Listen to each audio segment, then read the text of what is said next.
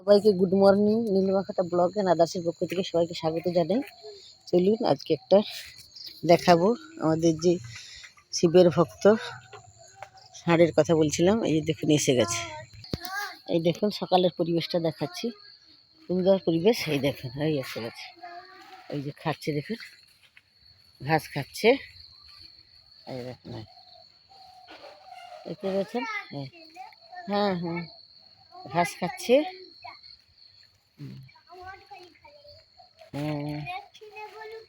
চলে আসো, নীলিমাখাতা blog and আদার্সের পক্ষ থেকে সবাইকে স্বাগত জানাই।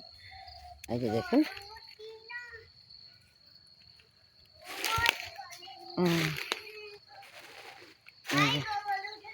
এই যে খাচ্ছে এখানে। এই তো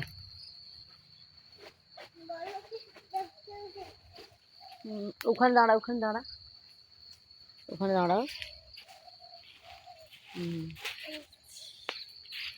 তবে পালিছ মশা আছে এখানে। থেকে সবাইকে স্বাগত জানাই। এই যে সকালের পরিবেশটা দেখাচ্ছি। এই যে দেখতে পেয়েছেন, এই যে খাচ্ছে, ঘাস খাচ্ছে। এই যে পাতা, প্রাকৃতিক পরিবেশ সব দেখতে থাকুন। দেখতে পেয়েছেন, সবাইকে অসংখ্য ধন্যবাদ। আজ এই পর্যন্ত, আবার কোনো সময় এরকম বড় ভিডিও নিয়ে চলে আসবো। ততক্ষণ আপনারা সুস্থ থাকুন, সুন্দর থাকুন। আর আমার নাতি এসেছে, দেখুন এই আমার নাতি হাসছে। দেখতে পেয়েছেন, আমার নাতি খুব সুন্দর হাসছে। এই গরুকে দেখাচ্ছি, এই ষাঁড়। ষাঁড়টা হচ্ছে শিবের জন্য মানত করে গ্রামের মানুষরা একে ছেড়ে দেয়, এ যেখানে সেখানে খায়, ঘুরে বেড়ায়।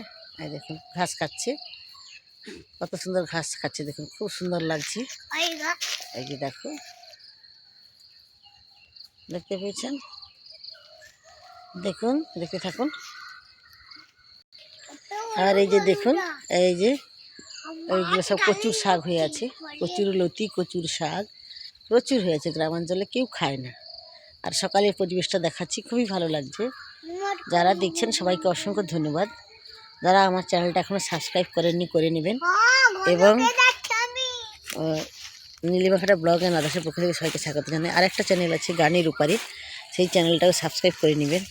সবাইকে অসংখ্য ধন্যবাদ। আর একবার আমাদের এই যে ঘাস খাচ্ছে দেখুন জানিয়ে আজকের মতো এখানে শেষ করছি। সবাই সুস্থ থাকুন, ভালো থাকুন। আবারও কোনো সময় একদম বড় ভিডিও নিয়ে চলে আসবো। ততক্ষণ আপনারা সুস্থ থাকুন, ভালো থাকুন। ধন্যবাদ।